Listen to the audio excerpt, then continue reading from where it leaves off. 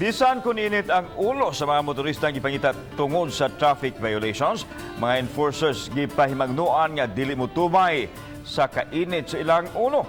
Subay nini giseminar ang mga personnel sa team kabahin sa hustong kortesiya sa ilang trabaho. Ano ang report ni Nico Serino?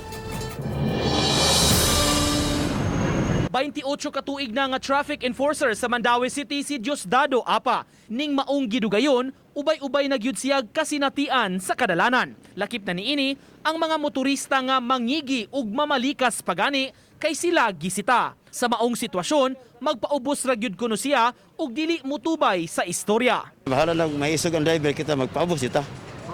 Kita lang yung sabot bisag isog sila. Dili gyud kam tingog para walay away. Mga na sa niya, mga taga-tahuran. Bag-uhay lang gipasiugdahan sa team ang seminar kabahin sa basic courtesy sa ilang pagdakop sa mga traffic violators. Gipahinumduman ang mga personnel kung unsaon pagtratar sa mga motorista, labi na ang mga iritable o dili makadawat sa pagsita kanila. Ang mga enforcers gikinahanglan nga dili makiglalis ug kung daghan ang pangutana, i-forward gyud sa opisina.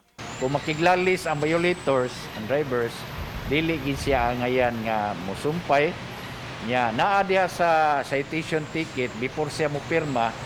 Kung doon na siya problema, pwede siya mo attest.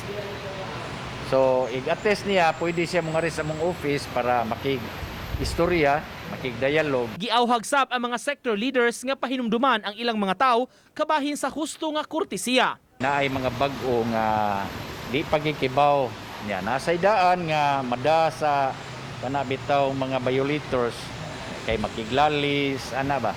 So ang akong administrasyon ron ato ging itagaan sila standard unsaon nila pagkortesiya. Ang Mandaue City dunay 172 ka mga traffic enforcers nga sakop sa Operations Division sa team.